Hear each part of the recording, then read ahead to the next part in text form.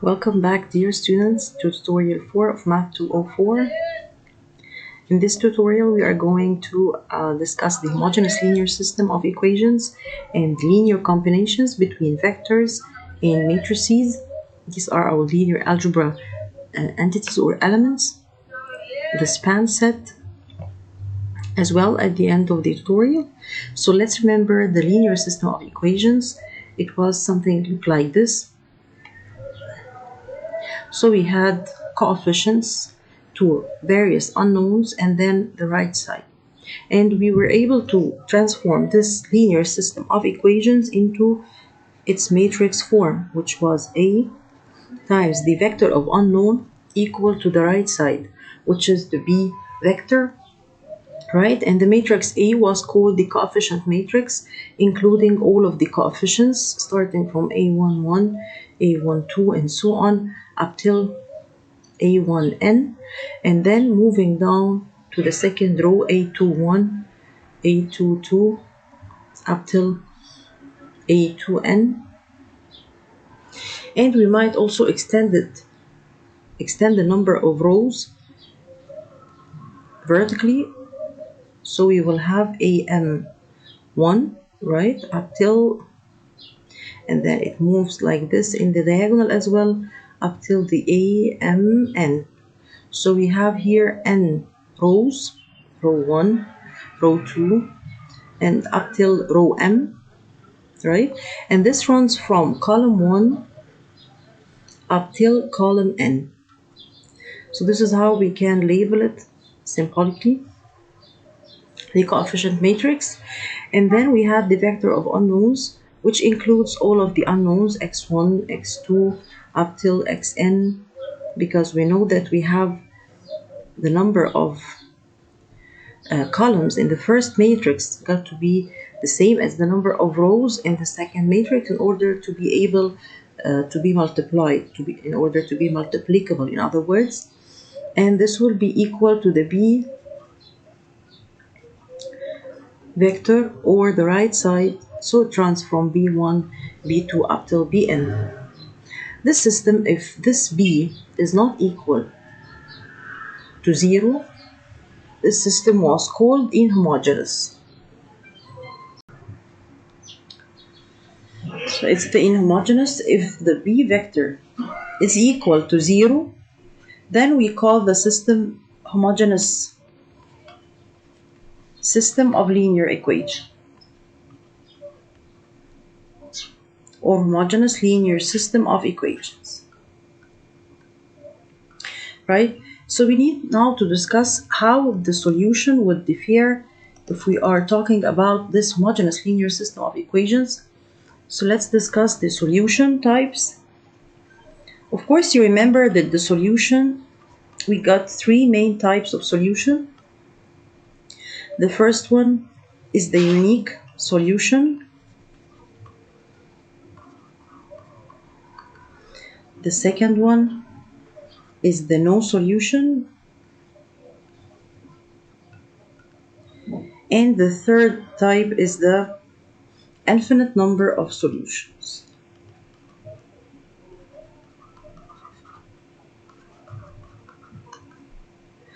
So if the system is inhomogeneous and this B vector exists, this case, the system might have the unique solution, and this was the echelon form. This was the row echelon form after reducing using the elementary row operation. These are different forms actually that we will discuss. So in the echelon form, if the last row got a value here in the third column, and we have here 0 or m, you remember the last step in the Gauss elimination technique where we were back substituting. So this part is only for your knowledge. We were returning this matrix form into equation once more. So let's start with row 3 in order to show you what I want. So here 0 times x, we said that this means that the x is eliminated. It's times 0, so it's 0 plus 0 times y, this means as well that the 0 is eliminated, plus f times z. This f is a number, okay? It represents any number which is not 0. This will be equal because we are here passing by this bar. So it's equal, taking us to the right side of the equation. It can be equal to 0 because in this time, imagine that this f is a number. This means that z is equal to the 0 divided by this f, which is 0, and it's an accepted number. And the other case that I'm considering here, if it's m, if it's not 0, this means that this equation will be fz equals to m, right? And in this case, z is equal to m over f, which is a number, and still it's accepted. But imagine this case here in the no solution, if we starting to make this back substitution again, this to remind us that we are moving this bar going to the right side of the equation. This n, I will talk to you later about it. So here, let's back substitute here the last row. So row 3 here is read as what? The x is eliminated, plus the y is eliminated, the z is eliminated, and it's equal to, so 0 is equal to m. And we said that this represents a contradiction, and which is not accepted, and we say that the system got no solution. So if we have here 0 inside this bar in the left side of the equation, all is zeros, and a non-zero in this side, this was the no solution. And if we got a whole row 0, and this was denoted by infinite number of solution, because we have here a missing pivot. So we had a leading coefficients, which is x, y, but z was free term, right? This what is called the rank theorem. You remember the rank that we discussed last time? It was the number of non-zero rows in echelon form, or the pivot numbers in the column vector. Like we will see later on, we will see a different perspective for this rank, for the definition of the rank. But for now, let's call it the number of non-zero rows in the echelon form, okay? So here, the rank of A alone, A, the part which is before that bar, only A, the coefficients only. The rank is what? This is non-zero row, another non-zero row, and a third non-zero row. So the rank of A is equal to 3, right? What about the rank of the whole matrix in between these brackets, which is denoted A of B, the whole augmented matrix, this form, all this form. So in the beginning, I considered only A, okay, the part beside before the bar, and now I'm considering it all. What's the rank of all the matrix? Here non-zero, and again non-zero, so it's equal to 3 as well. And what was that 3? This was the number of unknowns, which is represented also by the number of columns, because we have a column for each unknown coefficients, right? So if the rank of A is equal to the rank of A of B equal to n, which is the number of columns or the number of unknowns the same, this means that we have a unique solution. And we have the no solution if the rank of A alone is less than the rank of A of B. The rank of A alone, this columns alone, so we have non-zero row, and a 0 row. So the rank here was equal to 2, right? But what about the rank of the whole form of the matrix? We have here a non-zero row because of this m, which is representing a non-zero number. So here the rank is equal to 3. So if the rank of A was ever less than the rank of A of B, the full augmented matrix, which is equal to n, the rank of A of B, this second part was equal to the number of unknowns, which will always happen. So the significant thing is that the rank of A is less than the rank of A of B. We say that the solution does not exist, and the system is called inconsistent at this situation, right? And if we have a 0 row in any of the rows, we just drop it to the last row, and this happens when the rank of A alone is equal again to the rank of A of B, And this reminds us with the first case, they are equal, but they are less than the number of unknowns. And in this case, there is a full equation which was eliminated. So we have number of equations which is less than the number of unknowns, and we got to assume an equation like we said, or we have a free variable that we used in the parametric representation of the infinite number of solutions. Now we need to extend this information and knowledge into the homogeneous system. So if we have the homogeneous system where B is equal to 0, so the system looks like this: matrix A multiplied by X equal to the 0 vector. This is the 0 vector, okay? So this will be the homogeneous system like we will see now and solve from the worksheet. But what concerns us now is the types of solution, how this will be different. Let's reflect here. We will have some non-zero values, right? Let's call it the same. But wait a minute. So we have here as well eliminated this column, and this would be existing or not, as you know. So this is the echelon form for the A part, right? What about the B's? They are all zeros. And here as well, this is what will happen: A, B, C, and then we will have zeros. There is no numbers here. And let's see how this would make a difference in the types of solution, how they will decrease and not become 3. So we will have here zeros as well. And 0, D, E, and we have zeros. Okay, let's comment. This is the reflection here, and this is the reflection. So if we need to comment on this, we will find that in the back substitution step for row 3, so we have here the coefficients of x, yes, y, that was y, and here is z, and this is the equal. So we have f times z equals to 0, which means that z is equal to 0. And this was only row 3, right? If we moved up to row 2, let us extend to reading row 2. So reading row 2 here, 0 times x, which is eliminated, d, which is any number, okay, times y, plus e times z, right? And now z is what? Let me continue, equals 0. This was row 2. Okay, z is 0, right? And therefore, what about y? Y will be 0 as well. And if we extend it up to row 1 as well, let's read row 1 here.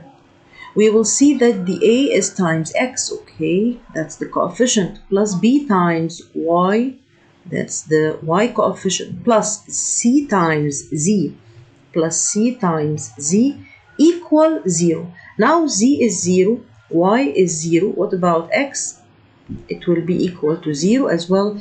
And this type of solution, that we call it the trivial solution.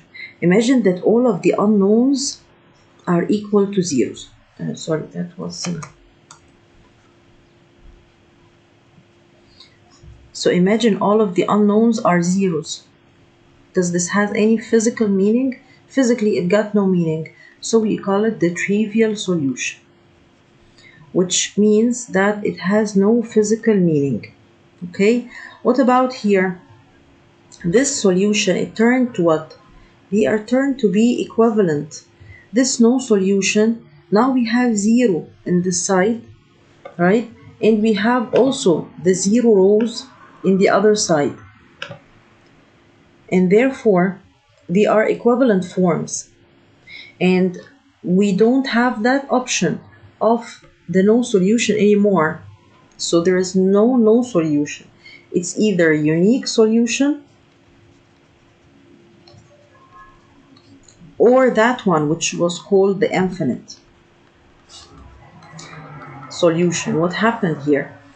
We have a 0 row, which means that the number of equations or the number of rows which represents the equations is less than the number of columns, which represents the number of unknowns. Really? So here is the number of equations as well. is less than the number of unknowns.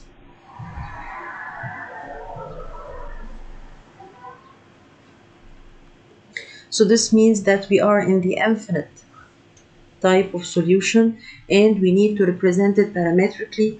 It seems that here this is a pivot because it's a leading coefficient for a basic variable because it's not turned into zero, and here the second leading or the second main diagonal element is not zero as well, so it represents a leading coefficient for the basic variable y for the system, while the third main diagonal element is 0 here, which means that z is not basic, it's called only free variable for that system, while the x and y are basic variables like we discussed before, and we will continue this way.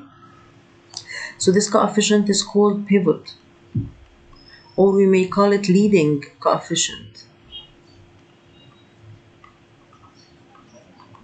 That one as well is a pivot, but this is not a pivot because it's 0. So it's eliminated, and it indicates that the z variable or the z unknown is not a basic for this system. Okay, so the unique solution is called the consistent. It makes the system consistent, while here the infinite, the infinite is consistent as well. So consistent means that there exists a solution. So let's wrap up the homogeneous system of linear equations, which is having zeros in the right hand side only, the zero vector. We will have either a unique solution, which is called the trivial solution because it has no physical meaning, or it will be the infinite solution, which we know how to represent it parametrically, and we will remember now with the problem from the worksheet. Both of the solutions are making consistent systems because there exists a solution. So if there exists a solution, the system is said to be consistent. Let's solve the first problems from the worksheet. Okay, so this is here. It says solve each of the following systems of linear equations using Gauss-Jordan method. Let's start with the first system.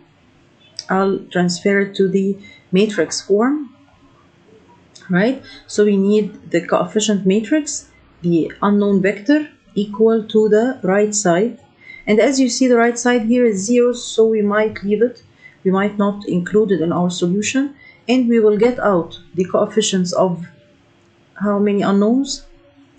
Yes, 3 unknowns. So we have the coefficients of x1, 1, 2, 3, the coefficients of x2 here, -4, -4, -6, and the coefficients of x3, which is -7, -10, and -15.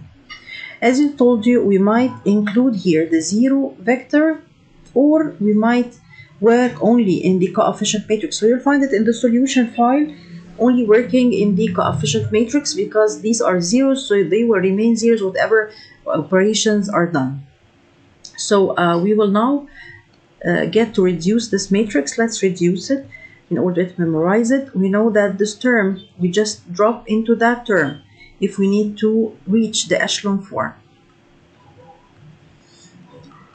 Right?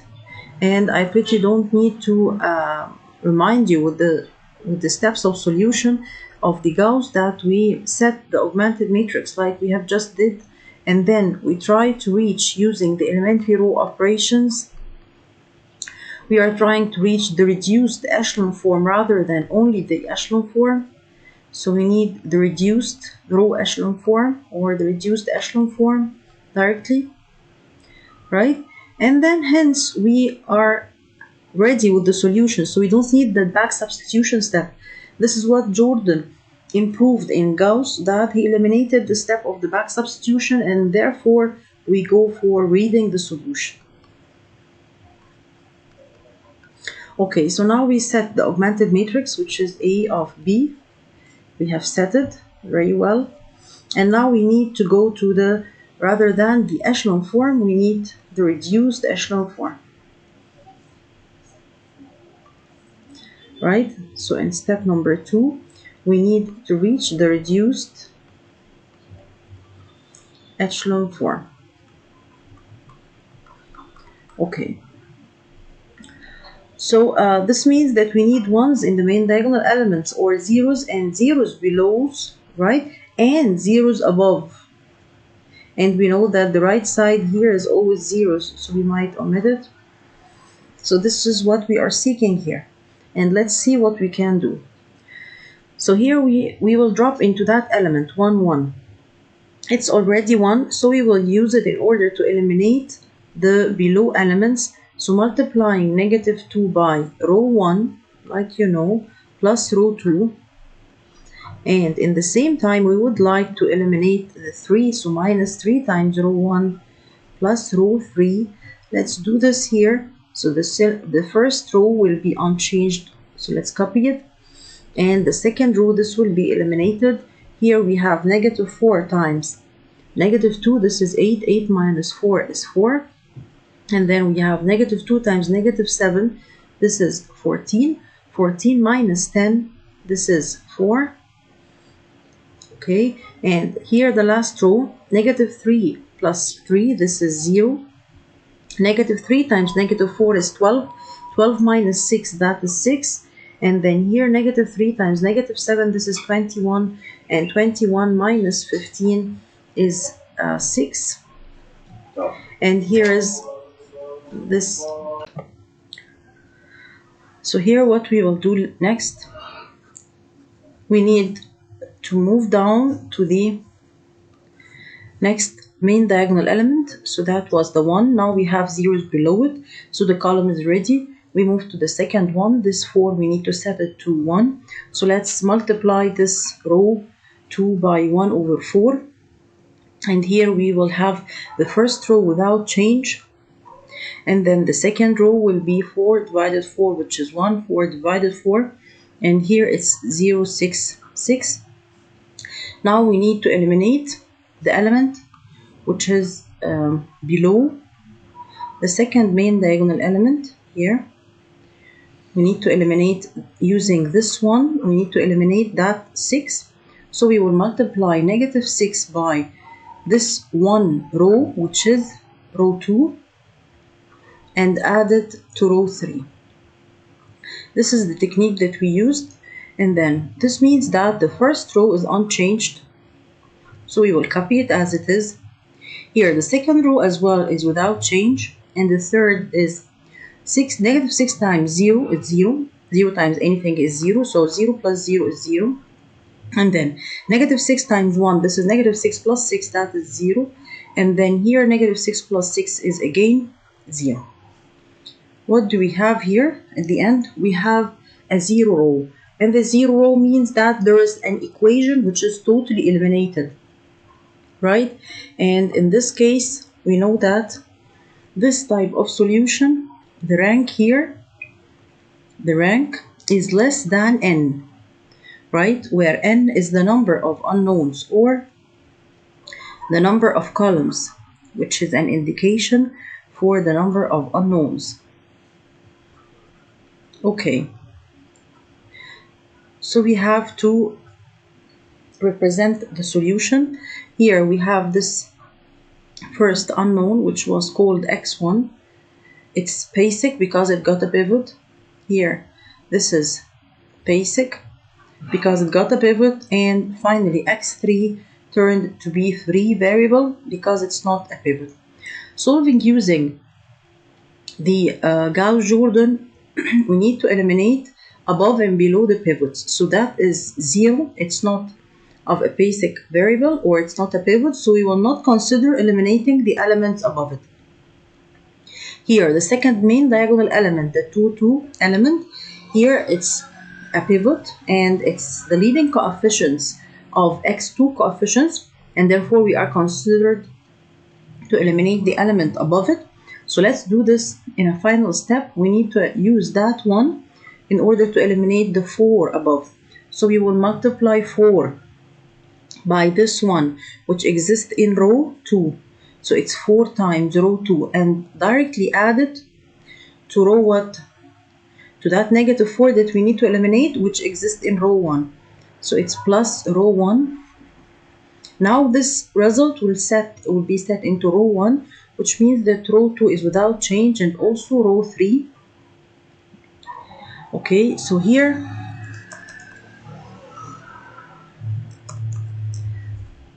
we will apply only the operation into row 1. 4 times 0, this is 0, plus 1, that is 1. And then 4 times 1 is 4, plus negative 4, that is 0. And finally, 4 minus 7, this is negative 3. And here we go. Now we need to make some analysis to what we got here. We have these main diagonal elements. We have a free term, which is the x3. So we have here the x3 is a free term. So we may call it x3 is a free term which belongs to all real numbers, and hence we can state that these were the coefficients of the second column. Let's recall it. It was x2, and then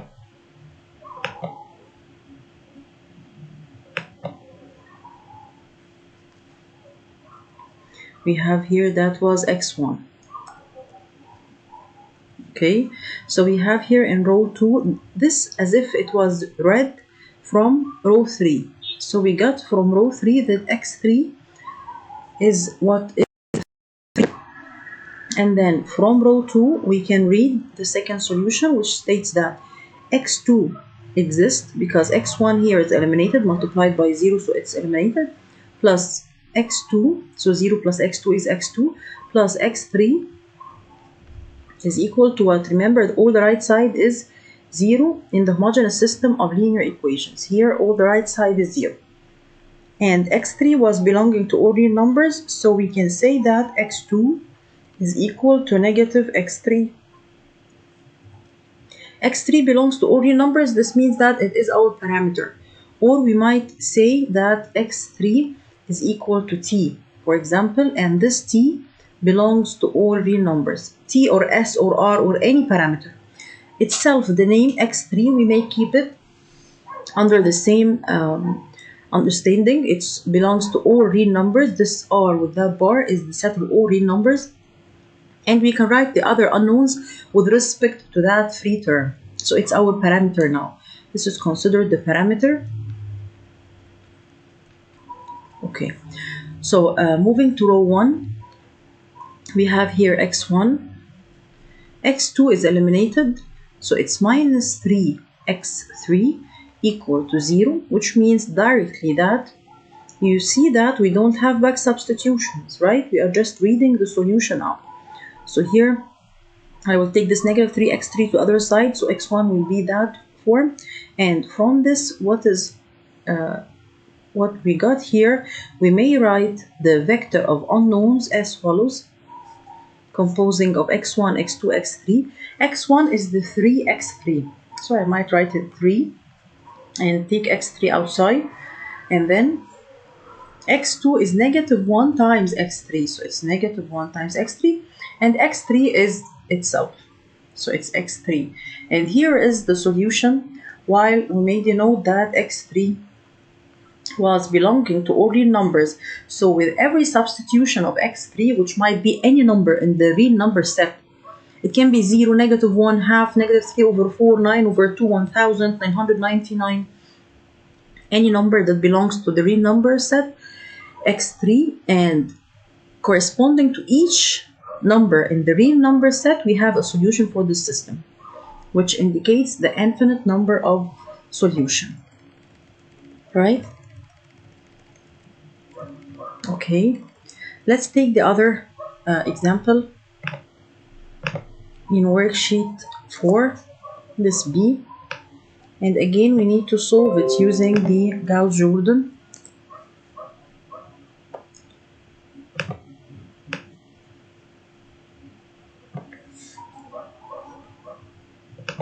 Okay.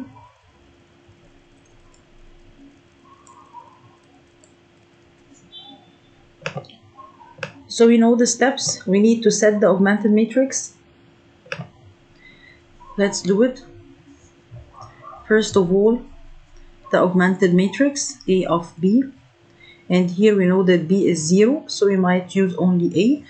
The most important thing is the number of unknowns. So how many number of unknowns do we have here? Only X and Y. So we have only 2 columns, yes. So we have a column for X and a column for Y, and we might eliminate the last bar of zeros because we already know them. We will keep them in our minds. So we have here 3 and 4. We have 1 and negative 2.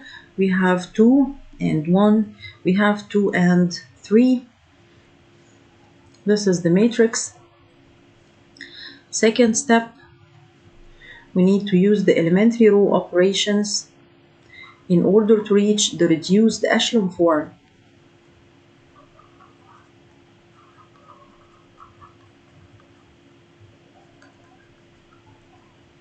And this means that we need that one, right? So we are dropping like we discussed, and we will drop to that element 1, 1. We need to use one of the elementary row operations that were the elementary row operations. Quickly, it was to interchange any 2 rows, yes, or to multiply any row with a non-zero constant. And third, we can add or subtract any 2 rows, right? So which one was what was more convenient here? We said that the one with least computation capacity was the interchanging of the 2 rows. So if we have 1, we might like to exchange row 1 with row 2. Another one might say, no, I will multiply 3 by this one, by this row, and then subtract it. Yes, it's correct as well for us, but this is of the least effort, and it was more convenient to interchange. If we found any one below the first 1, 1 element, it's more convenient to take it. So here we have 1, negative 2, and this 3 and negative and 4 are dropped, and then the rest is the same. Now we need to use that one in order to eliminate all of the elements below it. Using that one, we need to eliminate the elements below it, starting with this 3, so we will multiply by negative 3. This one exists in row 1, so we will multiply negative 3 by row 1 and add this into row 2. What else? We need also to eliminate that 2. So we will multiply negative 2 by row 1 again, and this time we will add the result to row 3. And finally, negative 2r1 plus the r4 in order to eliminate the last element. The first row will be without change, so let's copy it. The second row, negative 3 plus 3 is 0. Here we have 6 plus 4 is 10. Here we have negative 2 times row 1 plus 2, that is 0, and this is 0 as well. So here we have negative 2 times negative 2 is 4, and 4 plus 1, that's 5. Here, negative 2 times negative 2 is 4, and 4 plus 3 is 7. Okay. Now we need to move to the second diagonal element, which is the 10, and we need to set it to 1. If we will stick to the recommendations in the solution technique or the solution algorithm, we will multiply this by row 2, and therefore the first row will be without change. The last row is 0 divided by 10, which is 0. 10 divided by 10 is 1. And then we have 0, 5, and the last row is 0 and 7.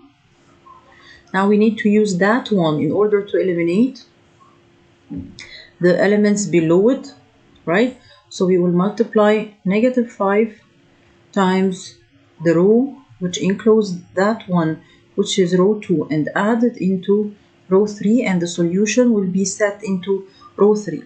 Again, we need to multiply this row by negative 7. in order to eliminate that 7 in row 4. And hence the first row will be without change, the second row is without change, that row is -5 times 0, and then which is 0 plus 0, that is 0, and here we have -5 plus 0, which means it's 0, and then we have here zeros. And of course it was convenient because this system includes only 2 unknowns, which needs only 2 equations. So it was convenient, and it was obvious that there's 2 redundant equations or 2 extra equations independent on the others. So we needed only these 3 equations. We needed only these 2 equations out of the 4 given. That was the coefficient of x, and this was the coefficient of y. We have zeros here, so we won't need it. But it's important to notice that 0 times x is eliminated, which is 0, okay. Plus 0 times y is eliminated, okay.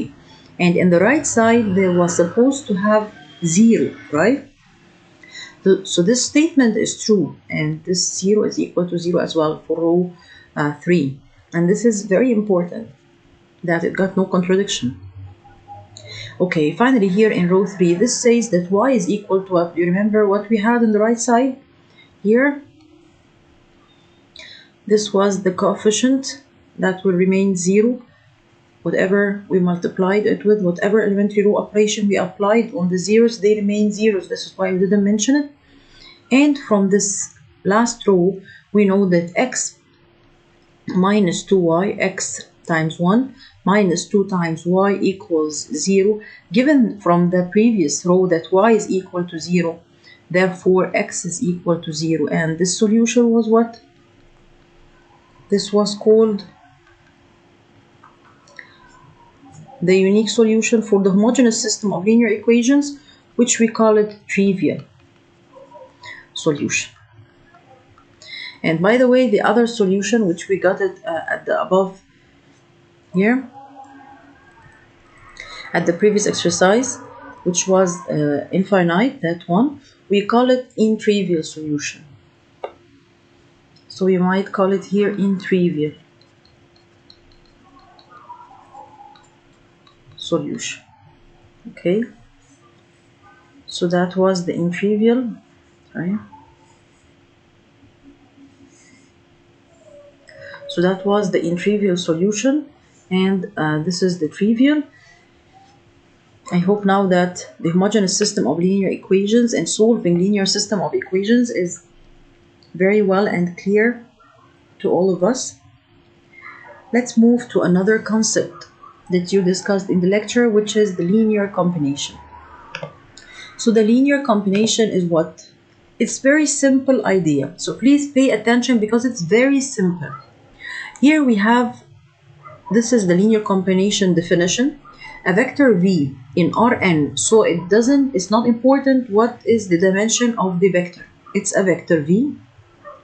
It's denoted by bold character, okay, in Rn. It's called a linear combination of other vectors. It's in a linear combination. And remember the linear, when we mentioned the linear system of equations, we said that it's linear because the powers of unknown is what doesn't include any nonlinearity operator, which is power of 2 doesn't exist, square root doesn't exist, power of 3 doesn't exist, even 1 over x or 1 over the unknown, which makes it power of -1, it doesn't exist. Only the powers of unknowns is 1s, and we have constant coefficients, constant numbers.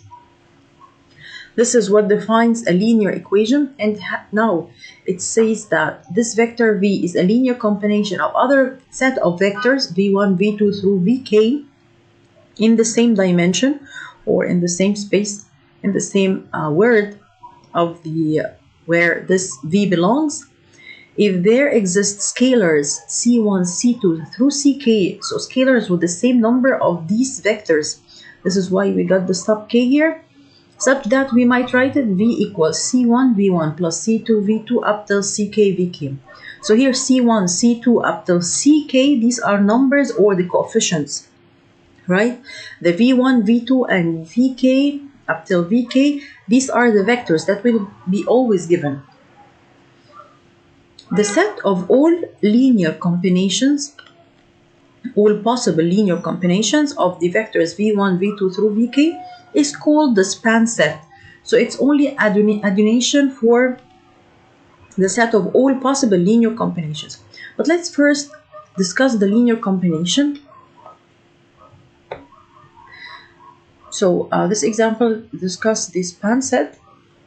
So let's move to the worksheet here, where we have this exercise 2. So we might solve number B.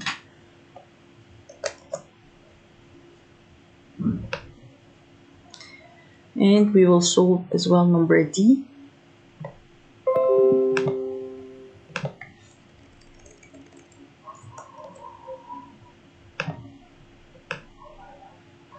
Here the exercise says,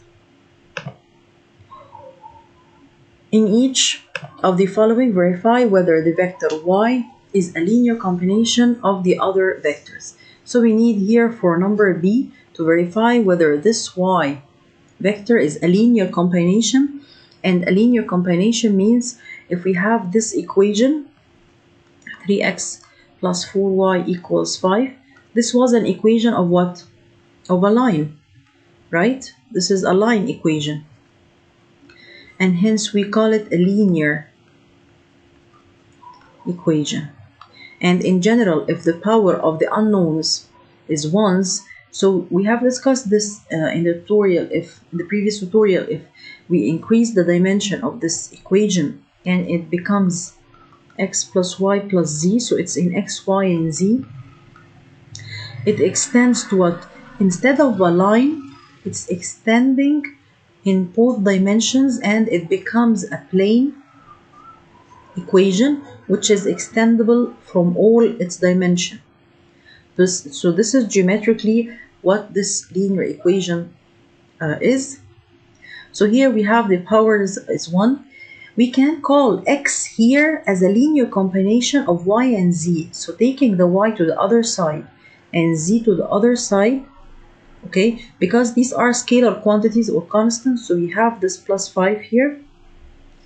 So therefore now we can call x plus 5.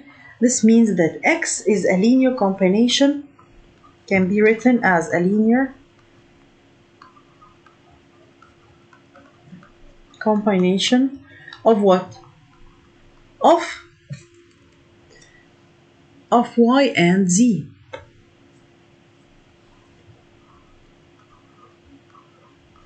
Of y and z. So it's as simple as that.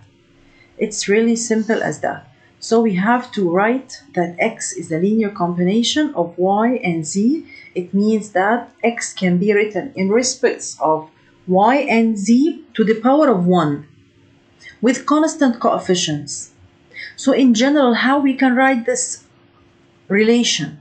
We can write that x is equal to any number which is not 0 times any vector replacing y, okay, plus any number which is not 0 and any vector.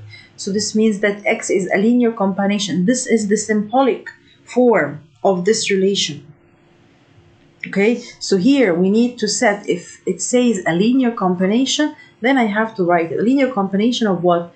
It says that y is a linear combination. So y is equal to any number multiplied by the other vectors, which is u1 plus any non-zero times u2. Let's write what is given. So y is given, yes, let's write it, but we are used to write it in the right side, so let's keep it. So here we have u1 is known, right? Let me write it. And here u2 as well is known, which is 1, 2. This equal reminds you with what? Yes, in the augmented matrix, it reminds us with the bar. And this y is given, yes, it's 5 and 3. Exactly, here this is a linear system of equations again. So what are the unknowns? The unknowns here are C1 and C2. We need the C1 and C2 to be non-zero constants, non-zero numbers, in order to have this relation, right? Or else it won't exist. And specifically, we need at least one of them to be non-zero. So we would accept that one of them would be equal to 0. Okay? So we need at least one of them to be not equal 0 in order for that relation to exist. Let's solve the system for the unknowns, which is C1 and C2. Now these are our unknowns, right? So we have here -1. We will multiply this by negative times rho 1. So we will just here change the sign and that's it. Now let's eliminate this -2 by multiplying rho 1 with 2 and then adding it to rho 2 like we did. So we will have the first row without change, and then the second row, this will be eliminated. Here we have -2 plus 2, oh, that's eliminated too. And here 2, this is -10, 2 times -5, -10 plus 3, this is -7. And this means that we have here what? So this means that, back to our unknowns, right? Let me denote here C1 and C2. This is the echelon form. Yes, and it's actually the reduced echelon form as well, because this main diagonal element is 0, so we are not concerned by eliminating the above element. And here we might read from row 2 that C1 times 0, it's eliminated, plus C2 times 0 eliminated 0 is equal to -7. And this is a false statement, which means that we got a contradiction in the system, right? And this means it has no solution, or it's what is called inconsistent. It's an inconsistent system, and this tells us that y is not a linear combination of the two vectors. So simply we will conclude, and it's very important to state your conclusion. So we will say that therefore, because the system is inconsistent and got no solution, so y is not a linear combination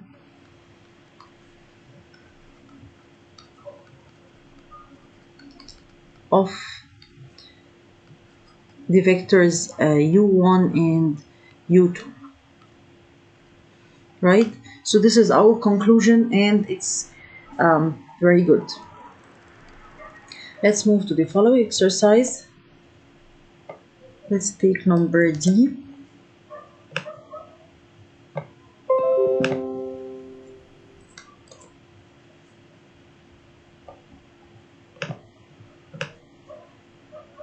Here it's the same exercise, which tells us to state whether y is in a linear combination of u1, u2, and u3 or not. So we will write this form. So whether y is equal to c1 times u1 plus c2 times u2 plus c3 times u3, right?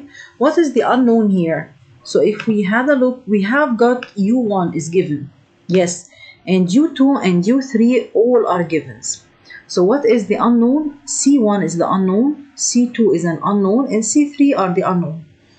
So we need to find their values, and we have u1 as what? As these values, the 1, 2, 1, -1, and we have the u2 as 1, 0, 2, and -3. The last column is 1, 1, and then we have 0 and -2, and off, which means equal what?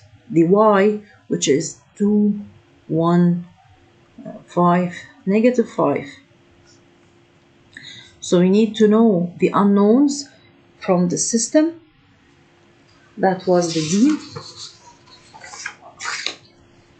So we will reduce that system using the elementary row operations. I will leave it as an exercise for you, because you will reach that system at the end, 1 and then 3 zeros below, and we will have 0, 1 and then 2 zeros below. And by the way, you don't have to find the this reduced echelon. Okay, so you might get only the echelon form. You might only eliminate the below elements, which are below the main diagonal elements. So here we have 1, 2, negative 1 and 0. This will be the final solution for the reduced echelon form, which you don't have to get it. You might only get the echelon form. It will be perfect as well, and it will solve it, because we know that the reduced echelon only eliminate the last step, which is the back substitution. So let's remember back our unknowns, and this is the equal of that bar. So reading this last row here, it states that zeros plus zeros, the addition of zeros is 0 equal to 0, and this is perfect. And finally here we have that C3 is equal to negative 1. That's great.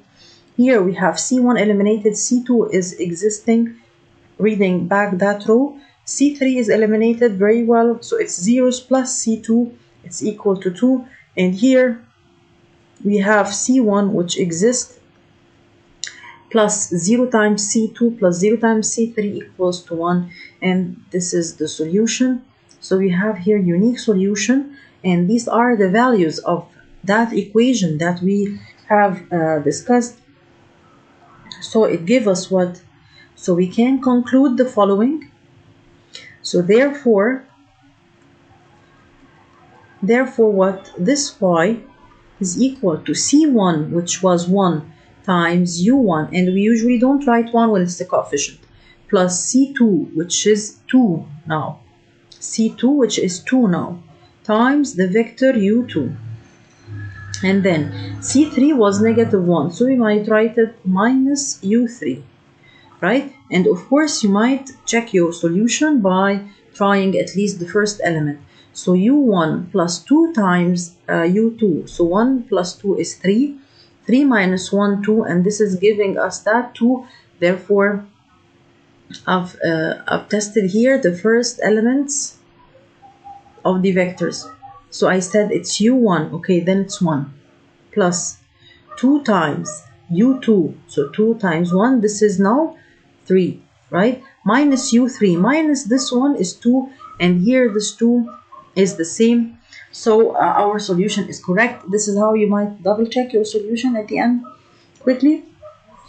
So therefore, y is a linear combination of the vectors u1, u2, and u3. I might say that y is a linear combination of the vectors u1, u1, u2, sorry,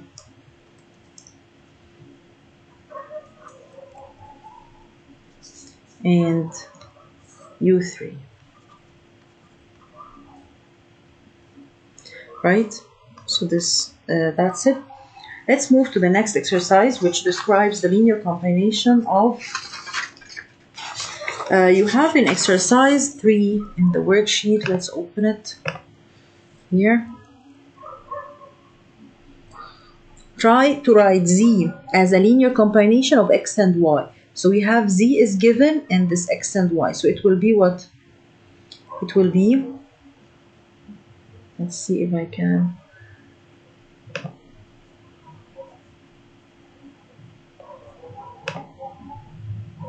Okay. So here, yes. So here we write z equals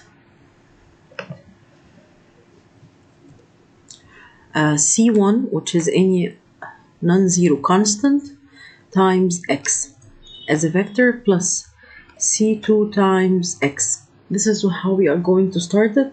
The z, the x, and the y, sorry, are the vectors. The c1 and the c2 here are the unknowns. So we will write x as 2, negative 1, and the y as 4 and 3 of that bar of 1 and 2, which is the z. And we find if this system would be consistent of a solution, whether unique or infinite, and therefore we will have z as a linear combination of the x and y, and repeat the same steps with part B. Okay, so here let's have a look over the linear combination of matrices and do it with the two exercises. So here is the exercise. Let's write here the vector x, which is 2 and negative 1, and the vector y, which is 4 and 3, and the of, let's take this equal to the other side, so it's equal the vector z, which is given as 1 and 2. And then we will solve this system for which unknowns? For c1 and yes, c2. So these are our unknowns. We might exchange, of course, here row 1 with row 2, because we are seeking the element 1, 1. We need to set it into 1. So we will have negative 1 and 3 of 2. And then we have 2, 4, and 1. We might also, at the same matrix, multiply the first row with negative. So I might write negative row 1. And then we reverse the sign of each element. It's better to be done with a different color. Okay, now we need to eliminate this 2. So we will multiply negative 2 times row 1 plus row 2. And this will give us the same results of row 1. And the first element in row 2 here will be eliminated. That was our goal, because negative 2 plus 2 is 0, and then negative 2 times negative 3, this is 6. 6 plus 4 is 10. And here, negative 2 times negative 2, this is 4. 4 plus 1 is 5. Sorry, this is 5. Okay, so we need now to set that element into 1, but we can leave it like this, because this is what, let's trace the main diagonal elements. Now the below triangle elements, which is this 0, is eliminated, and hence we have reached the echelon form. And we might back substitute in order to get the solution or the result. So let's recall the unknowns that we were solving for, C1 and C2, and that bar was for the equal. Here C1 is eliminated, plus 10 C2, so it's 10 times C2 equals what in the right side? 5. And this solves for C2 to be what? 5 over 10, which is 1/2. Let's go up to row 1. So here, reading row 1, it will be 1 times C1. So we have here C1 minus 3 times C2. This is equal to negative 2. Now plug in here that we know C2 is half. This means that C1 is equal to, solving for that, half. It will be negative 3 over 2 added to the 2 here. Negative 2 plus 3 over 2, this will give us negative 1/2. 3 over 2 is 1.5. Okay, and once we get the results or the values of C1 and C2, we can use it to set the linear combination. So here it was to write Z as a linear combination of X and Y. So now we can do it. We can say, therefore, our conclusion, the Z vector is equal to C1 which we were assuming, which is negative half multiplied by the vector x plus the half, which is C2 multiplied with the vector y. And of course, we might double check the solution with the first elements. So negative half times 2, this is negative 1, plus 4 times half, which is 2 minus 1. So it is the first element here, which is 1. So negative half times 2, this is negative 1 plus negative 1 plus 4 times half, which is 2. So negative 1 plus 2, this is 1, which is the first element in the z vector. And therefore, z, you might write it, is a linear combination of x and y.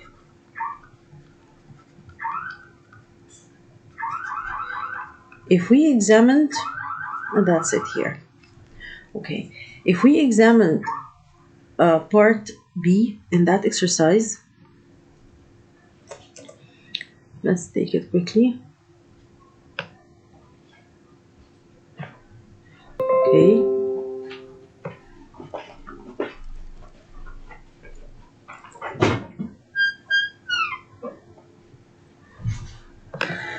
Here is the same thing. We need to use the same z that was in the previous, in part A. That z from this exercise was 1 and 2 vector, which belongs to R2 because it contains only 2 components. So here we need to let z be a linear combination, and z is a linear combination. This means that it's equal to any constant. It's equal to x plus y. This is a linear combination, right? This is one possible linear combination, that z is equal to x plus y. But if we need to write it in general and write accept any coefficient here and any coefficient there. Therefore, C1 and C2 belongs to all real numbers. They can be any value in the real numbers. And we solve the system for these unknowns. If they exist, then Z is a linear combination. If the system is inconsistent, this means that it wasn't a linear combination, and this is what is going to happen here. So let's substitute x and substitute y, and this will be of the Z, which is 1 and 2, right? So this is the matrix form of that equation that we wrote here. Here we have C1 times x plus C2 times y equal to Z. This is the z vector, right? So here we need just to eliminate that value. So we will make it row 1 directly plus row 2. And this will make row 1 without change. And row 2, this value will be eliminated, 1 plus negative 1. Negative 1 plus 1, this will be eliminated as well. And 1 plus 2 is 3. And the result is set in its place. Let's read the solution. Here in row 2, this says that 0 times C1, which means C1 is eliminated, plus 0 times C2, so C2 is eliminated, 0 plus 0 is 0, and passing by this bar means that we are going to the right side of the equation. So this equation is translated into 0 equals to 3. And of course, this is a false statement, which means that the system is what? This system is inconsistent, which means that it has no solution. And has no solution means there is no possible C1 and C2 that would fit the addition of x and y to be equal to z. There is no possible. This is not a possible combination. So system is inconsistent, and therefore this z vector is not a linear combination of, or let's say can be written as a linear combination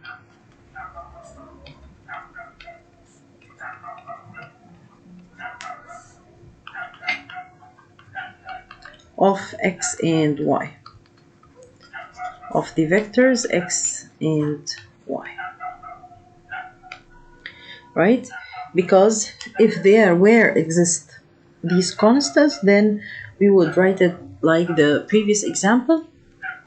Here we need to discuss the linear combination as well, but with matrices. So let's start it. In each of the following, verify whether the matrix A is a linear combination of other matrices. So we need to know if A is a linear combination, so it can be written as A1 plus A2. This means that they are in linear combination. This is one possible linear combination, right? And in order to consider all of the possible linear combinations, we add these two constants. We might call them, by the way, C1, C2, or A and B. So you will find it in the solution file as A times A1 plus B times A2. And here A and B are the same as C1 and C2. You might call it by any means. You will find it in the lecture slides named C1 and C2. In the solution, it will be A and B. So we got to be flexible in this direction because all of these belongs to all real numbers. So we are like simplifying any possible number, simplifying any possible real number that can exist here as a coefficient. We might call it A, B, M, T, R. This is a dummy variable or a dummy label for the variable. Very good. Now let's continue. This here is equal to A. So we will write it like the solution here. A times the matrix A1, which is 1, negative 1. It's given and it will be always given. Plus B times A2, which is 1, 1, 0, 1. Very good. This is equal to capital A, which is 2, 0, 1, 1. And of course, this system, we need to play around it in order to be able to solve it. We might think the same way we did before. Where is the unknowns? So we have here A and B as the unknowns, right? These are our unknowns. So we need column for every unknown. You have two possible scenarios here. One of which is to take a column, this matrix, take it as a column by any sequence. You can take it by the Z sequence, 1, negative 1, 1, 0, by the Z sequence or the C sequence. So you can take the elements 1, negative 1, 0, 1 and set it as a column. This is a well-known method for solving such systems, 1, negative 1, 0, 1. Okay, this column stands for A. And then another column for B, but we have to make it like we did here. So here we moved like 1 to a negative 1 and then 0, 1. We will move the same here, 1, 1, 1, 0. So we have 1, 1, 1, 0. I moved like C here, like the letter C in this direction, right? So you might have worked it as a Z. So if it was like this, the Z would go like that. It's well known as well. So you will take 1, negative 1, and then 1 and 0, not the opposite. Okay, so you might take it like this or like that. So this is also correct, taking it as the letter Z. Now we have this as the coefficients of B, and that is the coefficient of A. Okay, and we have the equal. We remember that the equal was that bar constructing the augmented matrix. We will go the same way, 2, 0, 1, 1. So we will go in that direction, 2, 0, 1, 1, 2, 0, 1, 1. And here we go with the system that we need to solve. The first element in 1, 1 is set to 1, and this is very good. So we can move directly to the below elements, which are negative 1. It's already 0, so we might just eliminate that element by adding it directly. So we might write row 1 plus row 2. We need row 1 as it is, 1, 1 of 2. And then we have here 0, and we add 1 plus 1, which is 2, and 2 plus 0, which is 2. Okay, for that element, 0 and 1 is fine with us because it's already eliminated. here 1 and 0, so we need to subtract. Let's take negative row 1 plus row, this is row 4, like we did with the same technique. So here what do we got? We have here 0 because it's R4 minus R1, so it's 1 minus 1, 0. 0 minus 1, this is negative 1. And then 1 minus 2, that is negative 1. And here we go. Now we need to go to the second main diagonal element, which is 2. Eliminating these two elements, we might set this element into 1 or leave it as it is and eliminate the two below elements. And this is a technique that you might continue, and you will get the augmented echelon form of the augmented matrix. Okay, let's finish it. So here we have 1, 1, and 2, and here we have 0, 1, 1, and 0, 1, 1, 0, negative 1, negative 1. Here we multiplied half by row 2, and then finally simple, we can just eliminate the elements below. So we will have 1, 1, and 2, and we will have 0, 1, and 1, and we might indicate here that we will take negative row 2 plus row 3, right? So by this way we will eliminate negative row 2, which is 0, plus 0, it's 0, and here it's 0, and here as well this will be eliminated, and then we take row 2 as it is plus row 4, because here we have a sign between this one in the second main diagonal element and that negative 1 below it, so we will directly add them. 0 plus 0, this gives us 0, and all of the row will be eliminated, and this was expected because we have only two unknowns, so we needed only two equations. Let's go to the back substitution, and we were solving for A and B. So this row says that B is equal to 1, and that row says that A plus B, A times 1 plus B times 1 equals 2, and we knew that B is equal to 1, therefore A is equal to 1 as well, and therefore we might write A as C1, or A, which is A1 plus 1 times A2. So this is the linear combination of the three matrices that we worked on here.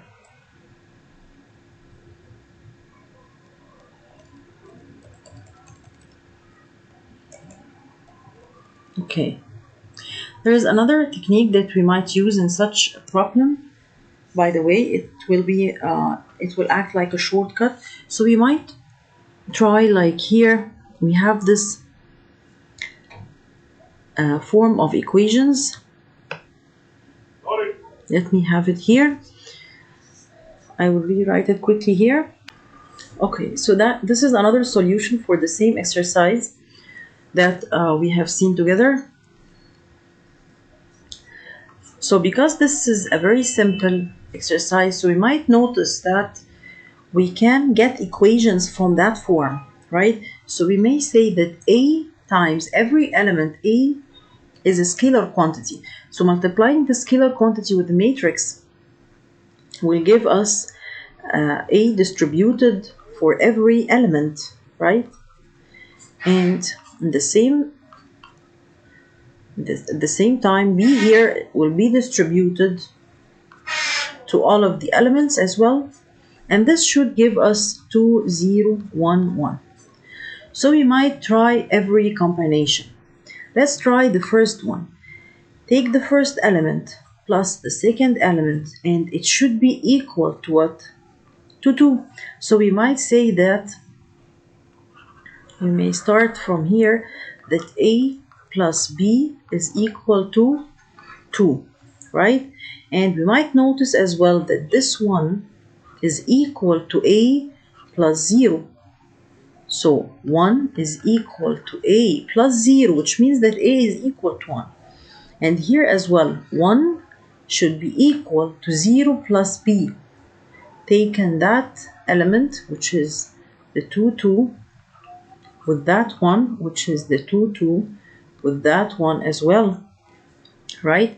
So equating 1 is equal. We are relating them with the arithmetic signs that are in between. So we have here 0 plus B. This is B. Okay, equal from the other side of the equation is 1. This means that B is equal to 1. So we might directly read that A is equal to 1 and B is equal to 1. But take care. Take care if you are going to use this technique, because you have to pass by all elements. So here the element 1, 1, which says that A plus B is equal to 2. This is satisfied or not. If A is equal to 1 and B is equal to 1, therefore it's 1 plus 1, which is 2. So it is satisfied. Now we have satisfied 3 elements. We have to test this as well. So don't just take the values and leave. No, you have to make sure that it satisfies both, because any contradiction, remember, means that the system is inconsistent and got no solution. In case you find any contradiction, any corresponding element says that, for example, A is equal to 1, and then you find it equal to 0 in other elements or in other equation, you will say that this is a contradiction and then the system has no solution. So here, let's test the 1, 2. We have 0 equal in the other side, 0 equal to what? In the 1, 2, negative A plus B. So it's negative A plus B. And we got that A and B are 1. So this is satisfied that negative 1 plus 1 is equal to 0. And therefore, we can consider this as a solution which satisfies all of this equation plus all of that equation will be equal to all of this equation. So of course, the sizes are all equal. Now we have to test each entity, each component of the entire matrix. It has to be each one from that matrix added to its corresponding, give us the corresponding element in the resultant matrix. Right? It makes sense. And don't forget it, please. So now let's move to the next exercise.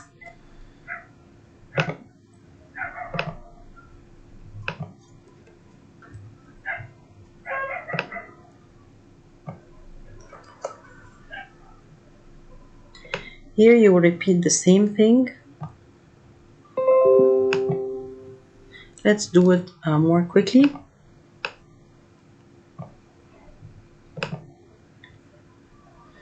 So here we need to find whether A is a linear combination. Whether A is a linear combination of A1 plus A2 plus A3. Let me have a distance here. So it's plus A3. And we have A4 as well, plus A4.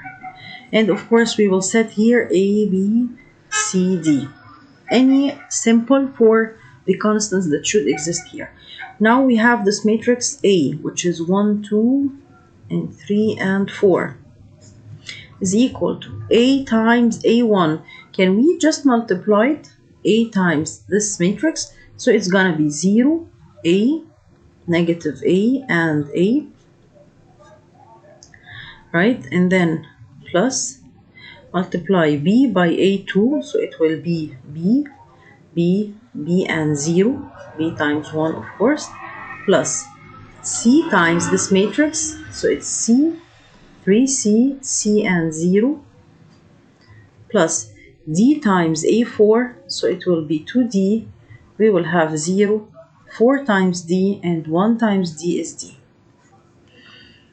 Now what do we have? We have actually 4 equations. Let's construct them. We have an equation for 1, 1, for the element 1, 1. Right? So we have 0. Okay, plus B. So we have 0 plus B, which is B, plus C, plus C, plus 2D, plus 2D is equal to 1. Okay, let's move to 1, 2. We have that 2 is equal to A plus B plus 3C. So it's A plus B plus 3C. And then we have 3, which is equal to negative A plus B. This is plus 0 plus 4D. So we have here negative A plus B plus 4D. Right? And finally 4, which is equal to A plus 0 plus C plus D. So it's A plus C plus D. Okay, so now we turn these into equations. We might, as we said earlier, we might take every unknown and take them the coefficient matrix in the Z letter and make it in columns and construct the system. If you feel more fine with the elementary row operations and you get good practice to it, so you can handle it quickly. And also you can go this way by constructing these equations, and then we have to solve them together. And of course we have to use the matrix, so we cannot solve it simultaneously. We have here A, B, C, and D.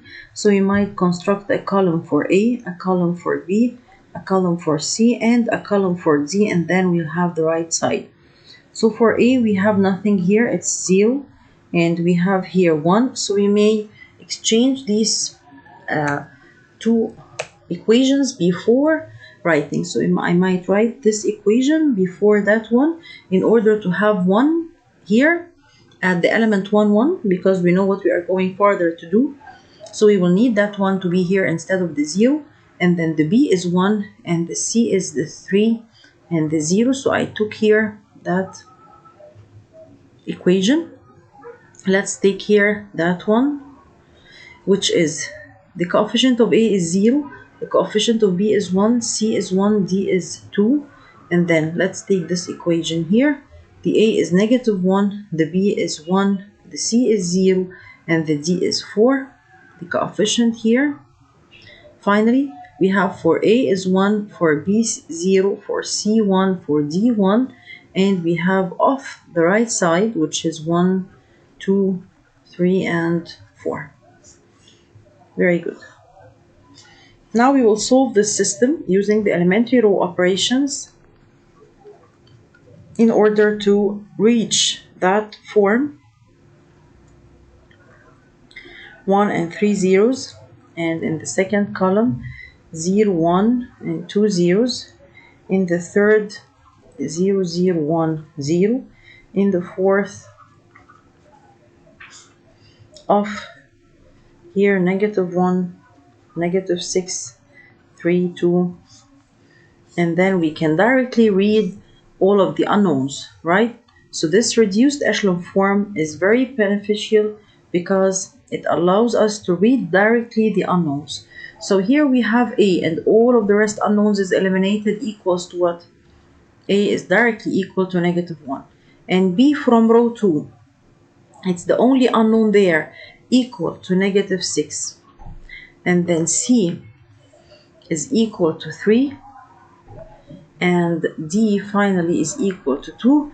And therefore, we can write A as negative 1 times A1. So it's negative A1 minus 6 times A2. Here what I'm doing, I'm replacing these unknowns after we were able to calculate them. So I'm replacing them in this linear relationship. Minus 6 A2 plus 3 A3 plus finally 2 A4, and hence we have this linear combination relation which is identical. Therefore, A is a linear combination of the 4 matrices A1 through A4. Right? Okay. Now I want you to imagine the second or the last concept in this tutorial, which is the span set.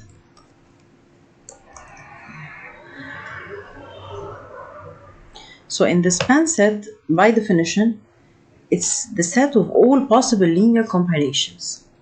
And what does that mean? This problem here, we have one possible linear combination, right? We had one possible linear combination.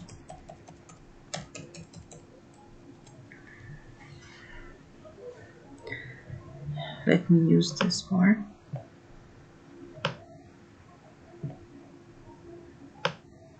Okay, so here we had we were solving for one possible linear combination, whether it exists or not, right?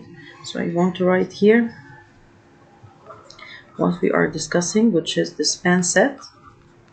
So the span set by definition is the set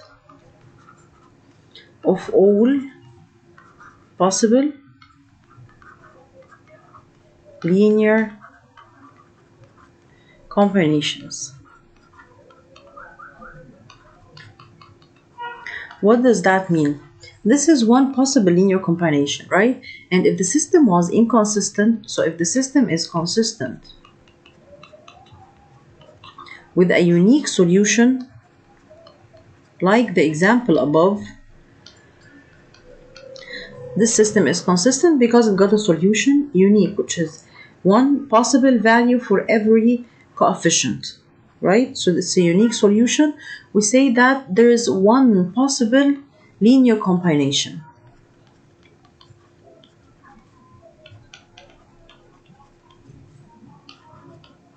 Right? Okay, what if the system was inconsistent? This was the other case that we faced.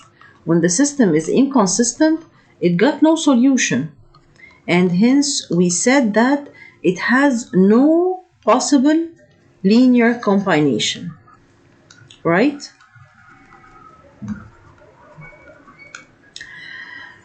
What is the idea of having all possible linear combinations? How can we get it? Do you remember the third type of solution we have? Yes, it was under the consistent system. It's where we have infinite number of solutions, right? This is the case where we would have more than one possible linear combination because we have actually infinite number of solutions. So we might have infinite number of linear combination. So this is the case that we will be seeking in the span set. The span set, it's like scanning all possible vectors. For example, in R2, let's consider this example here. It says the span of a single non-zero vector in R3, any non-zero vector like this one, for example, just as an example, it's non-zero because it doesn't include all of its element zeros. So it's a non-zero vector that belongs to R3 because it's composed of three components, right? It's a straight line. Its span set is all possible multiples of this vector. So if we need to put this vector in an infinite solution, we will just set a parameter. We will just put a parameter and say that this is the set builder notation. By the way, we will use it lecture of the span. So okay, we have passed all this. So here the constants are named lambda 1, lambda 2, lambda 3. We might call them C1, C2, C3. So this is the span set. This is how we can denote it. The span of x1, x2 through xm is the possible linear combinations such that the lambdas or the coefficients can belong to any number. This is the infinite solution of that system, right? So we might use this type. Okay, this exercise is very good. You have to try solving it. So if we have a very simple vector and we need its span set, we will say that the span of this vector, and this is how we are going to denote it, the span and curl brackets of that vector is equal to t times that vector, such that these two dots are read as such that. We might use two dots or one bar. T belongs to all real number, to the set of all possible real number. So we might have any multiple of that vector, even the 0, and it will be included in that span set. This span set, if you imagine that it's a set of how many vector? It's a set of vectors, right? So it's a set that includes infinite number of vectors, because we have here t is infinite number. So if we imagine at t equals 0, we have the 0, 0, 0 vector. If t equal 1, we have the 3, negative 1, 2 vector. If t equal 2, we have the 6, negative 2, 4. If t equal whatever, because it belongs to all real numbers. So we have how many vectors in this set? Infinite number. Okay? So we might call it, it's a straight line geometrically through the origin, passes by the origin, because the t might be 0. So it passes by the origin, having this parametric form. The straight line, like you know, it can be written in a parametric form like this part. So we can say that x is equal to 3t, take 3 with t, and y is negative 1 times t, and z equal to t, where t belongs to all real numbers. Okay, if we don't like this form for representing the straight line, it's the parametric form, we might equate the equal parts and write it in system of equations. How? I might say that x1 is equal to 3t, and here x2 is negative t. So I will replace this t with negative x2, right? So I will take x1 and taking the other side plus 3x2, and because I replaced this t with negative x2, so I will take the other side to be plus 3x2, and here x2 and equal to 2t, I will replace this t with that negative x2 as well. Take this negative to the other side. It will be x3 plus 2x2. These are the two equations. So we might write it geometrically in that form, parametric, or in that form, which is equations, or you might write it in a set builder notation, which is that form. Our exercises will be simple. So let's see exercise 5. It states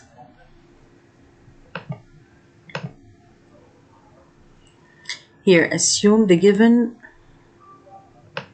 vector x, which is 1 and 0, and we are asked to see which of the following vectors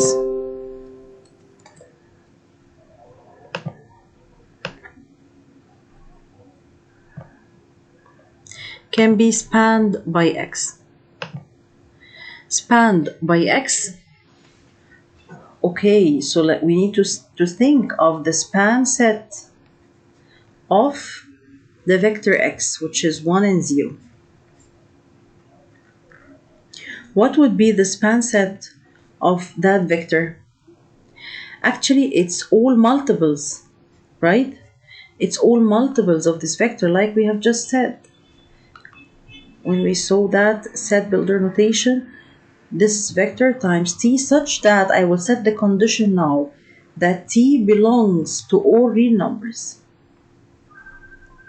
Okay, so this means that this is the span set of 1 and 0. It's all the possible vectors that exist in R2, because this x belongs to R2. So it's all vectors that belongs to R2 that can be reduced to the form 1 and 0. So what about the 3 and 0? The 3 and 0, this vector can be rewritten as 3 times 1 and 0, right? If we've taken 3 as a common factor, so 3 divided by 3, 1, and 0 divided by 3, 0. So we have 3 times 1 and 0, and we said here that this span set includes any vector of that form times the t, such that t belongs to all real numbers. We might denote this by this bar as well, or the two dots. So here we can, what's this? Okay, so here, yeah, we can take this t as that 3, right? And in this case, it does belong to that span set that we can call it S. For example, this set is called capital S. We might call it capital S or any other character. So what about that vector? Yes, if we have taken negative pi as a common factor, we will be left with 1 and 0. And this means that yes, it does belong as well to the set S, which is the span of that vector. What about the 0? Can we take any common factor of here? Actually not. So it does not belong to that set, which is called capital S, because there is no, for the 0 and 0, for the 0 and 0, by the way, we can take, hold on, no, we can take 0 as a common factor. So I might say that here, that 0 is multiplied by the vector 1 and 0, because t belongs to all real numbers, which can be 0. So 0 times that vector will give us the 0 and 0. So yes, it does belong. Sorry for that mistake. It does belong, yes. Here, 1 over 5 and 0. Yes, of course, if we have taken 1 over 5 as a common factor, the vector will be 1 and 0. So yes, it does belong to the vector S. What about 0 and 1? Can we take any common factor from 1? Since no scalar could be multiplied by the 0, okay, component of x, by the 0 component of x, in order to produce that 1, there is no value that we can multiply by this 0 to produce that 1, and hence this component does not belong to the span set of S, or to the span set of that vector x, right? So this is the only vector that doesn't belong to the span set, because this 0 we can't construct it by multiplying this 1 with any non-zero constant, or 0, multiplying here this 1 with 0 will get us the 0, 0 vector, or the 0 vector that belongs to R2, the origin of the R2 space, which doesn't belong to this X. Okay, so the span set of a single vector is its multiples. Just as simple as that. While in the next exercise, it might be more interesting for the span set to show it. And let's not miss part B. So in part B, it says describe the set that spans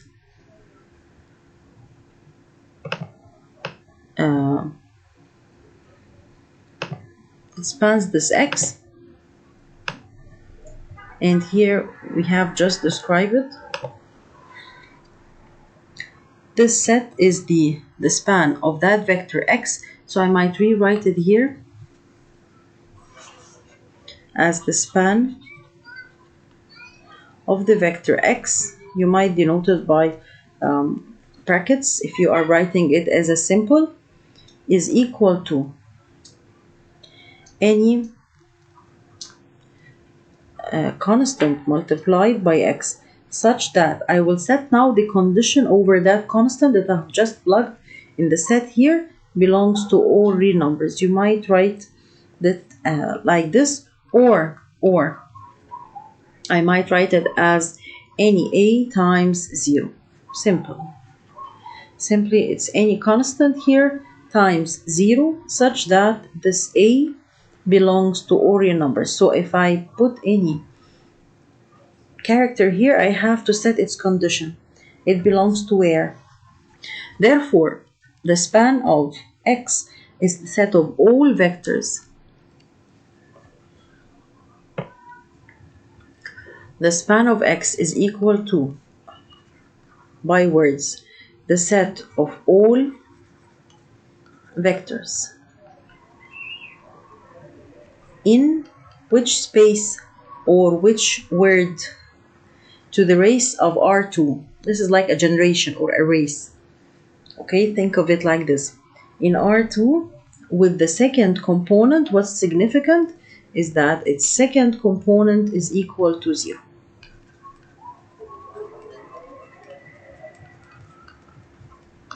That's it. So this is how we can write it in words, and this is how we can write it by two possible ways. This is number 1 and this is number 2, and this is the word explanation of it.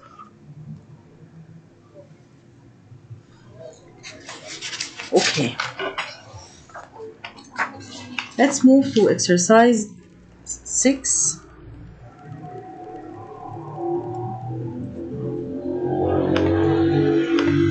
The last exercise in the worksheet.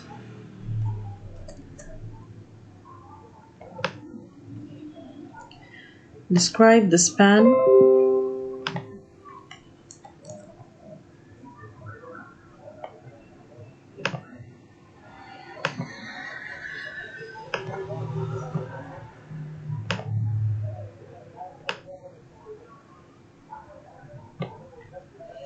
Okay, we need to describe the span of X and Y of two vectors.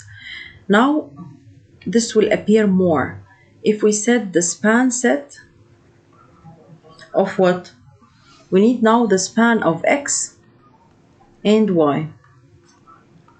What do you think this will be? It will be like we did in the above exercise. Exactly. Let's take the two possible ways to write the set builder notation, which is equal to A times the vector X plus B times the vector Y, such that A and B now both belong to the set of all real numbers, right? We might also write it as solving for this equation. So A times that X plus B times that Y. A times 1, that's A, and then plus B times 0, it's done. And then 5A plus 3B. This is the shape of the vector, right? Such that A and B belongs again to all real numbers. So this is another possible way to describe it, right? If we set this A and B to any values, we will get its corresponding vector, which will be one of the vectors that exist in the span set of X and Y, even if A and B are equal to 0. So if A was equal to B equal to 0, we will get that vector, which is 0 and 0, right? Okay, if A equals 1 and B equals 2, this is a possible combination because they belongs to all real numbers, right? So it will be what? If A is 1, so it will be 1, and B is 2. So here 3 times 2, 6. 6 plus 5 is the 11. So we will have this vector. And we have infinite number of vectors that all exist in that span set of X and Y. Right? Okay. So this is how we can just describe it. We might write it in that form or in that form. Just as simple as that. Let's take part B and describe it the same way. So this is part B, and we need to set it here. Okay, this is very well. Let's go here. Now describe the span set of that two vectors, so we will call them the span set of x and y is equal to, and then open the set builder notation. It's called the set builder notation. So this is the notation for writing a set in mathematics. Okay, so it will be any free term multiplied by x plus another free term multiplied by y, such that set the condition for a and b does belong to the R. This is one way of writing it. Or we might write that it's a times x, so it's a times this one plus b times this 0. So this is the shape of the vector, and then 5 times 5, this second item in x, times a. So we have here 5a plus b times y plus 3b, and then a times the last thing, the last component in x, which is 0. A times 0 is 0 plus b times y, which is 0 both at this place. So this will be the form of the vector, such that again we have to denote that a and b does belong to the set of all possible real numbers. So this is another way to represent it. And here the span set of x and y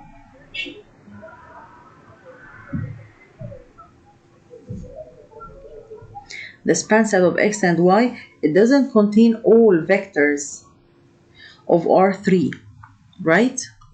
If you think of it here, this is not all of the vectors in R3, because R3 contains also the as it contains the 0, 0 and 0, which does belong here, because if a and b are zeros, they belong to all real numbers, so they can be zeros. We will get the 3 zeros, or the 0 vector. But if we have if you consider a vector like 1, 1, 1, this vector belongs to R3. And there is no such combination that a is equal to 1, because a only exists in the first component, so a got to be 1. If a is 1, b can't be any other value. If a is 1, b can be of any other value that makes the second component 1 as well, and the third component will always be 0, while this is non-zero, right? So the span set here, which is, we can call it S, it doesn't contain all the vectors that exist in R3. This is only for your knowledge. It's only to note it. It doesn't belong to the solution of this problem. It was only a hint. So the solution is that set notation described here.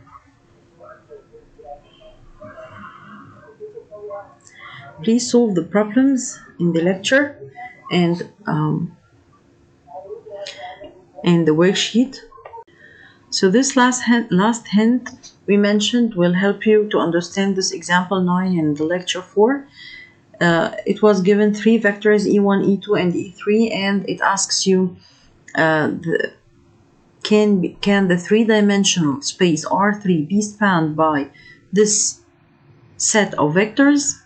In other words, show whether the span of e1, e2, e3, the span of these 3 vectors is directly translated in our minds as the set of all possible linear combinations between e1, e2, and e3. This is the definition. The span of e1, e2, e3 is the set of all possible linear combinations between e1, e2, e3. Okay? So this set of all possible linear combinations, so a times, for example, e1 plus b times e2 plus c times e3 will be equal to R3. This R3 is represented by any vector. We can call it x, y, z. We can call it a, b, c. We can call it m, r, t, such that each component belongs to the set of real numbers, capital R. right? So here it was written the linear combination of x with the vectors e1, e2, and e3, and therefore any vector in R3 can be written as a combination of the vectors e1, e2, e3, and we will find later on also that these three vectors act as bases for the R3, which means that any vector in R3 can be written with respect to these three.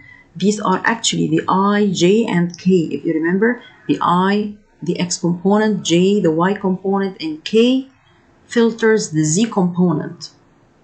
So it's like, think of it as the coordinates of a point in 3 dimensions. Think about it like the vector that belongs to R3. And that's it for that exercise. Now we are done with the worksheet and we are done with our discussion. Thank you very much for your attention. See you next week. Have a nice time. Bye bye.